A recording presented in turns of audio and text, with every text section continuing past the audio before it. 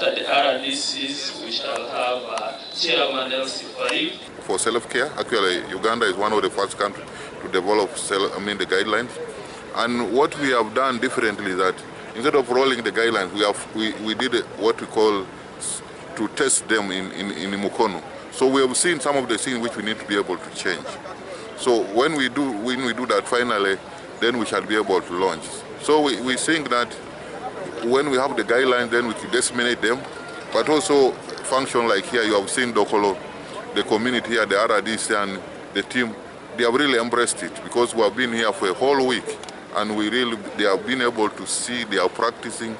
So they see the benefits. So it's really the individuals need to be able to see. So government definitely will continue with the guidelines, set standards, because even if we have to have self-care, but it still has to remain safe.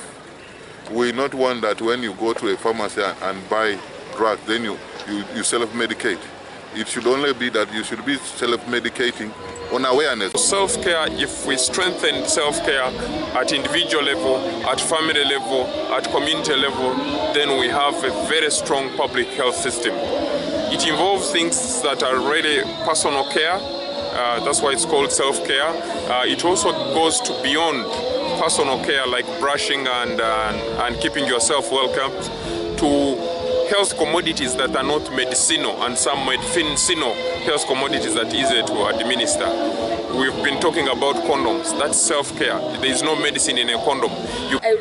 It's not just limited to physical exercise, and most people have even told me when they talk about self-care, they think it's a way of spoiling themselves.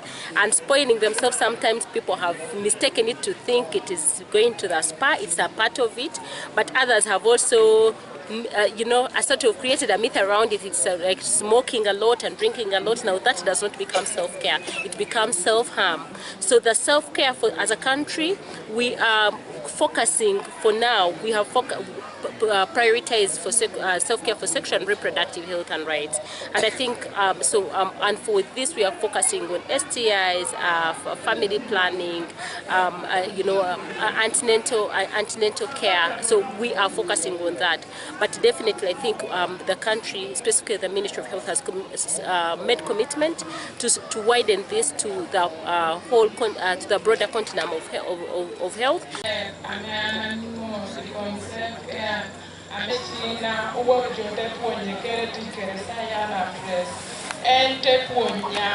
Self-care.